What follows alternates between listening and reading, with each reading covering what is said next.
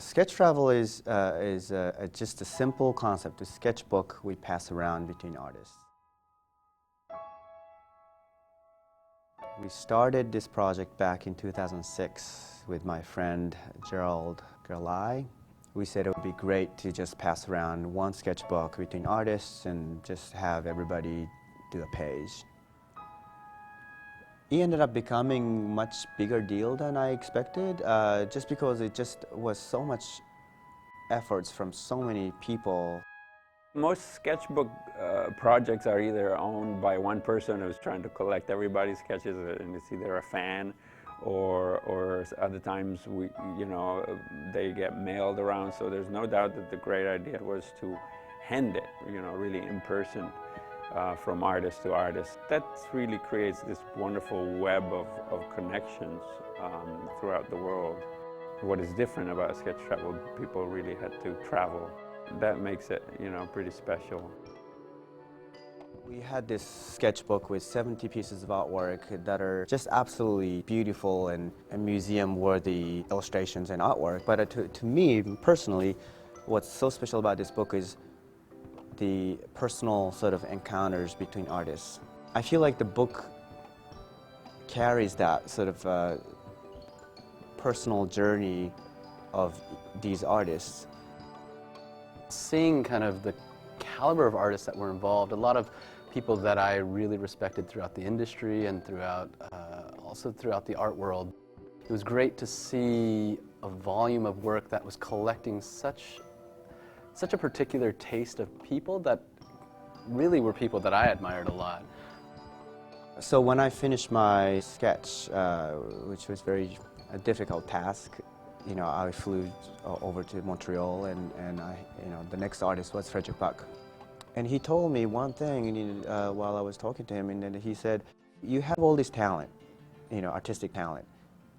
If you don't use that talent to do something for the society, to make something better in the society, it's a waste, And I remember I was choking up, and I felt like, what, that's really it.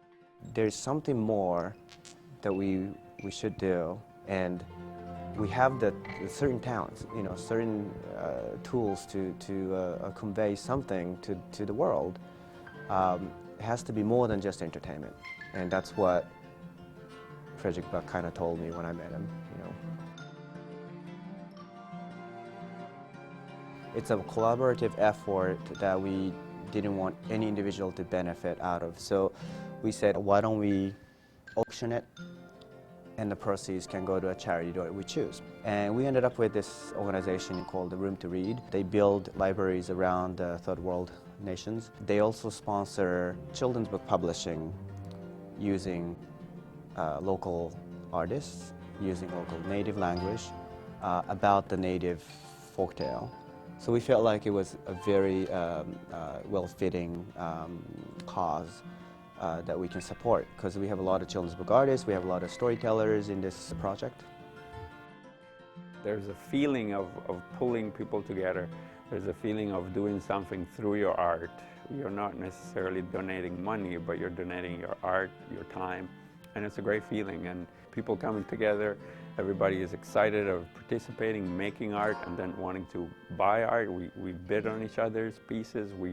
There's just such an energy, getting art, buying art, making art for a great cause. It's just like, we probably are all collectors in one way or the other. We all love to do this, but when there's this extra reason to do it, when you're helping someone around the world, someone on the other side of the world, it just, comes together with such a great feeling.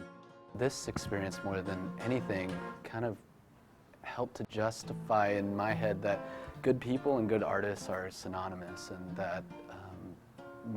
and I think that's what makes a project like this and giving towards charity just kind of the cherry on top, which is that all these great people are coming together to make something to make the world better in the end.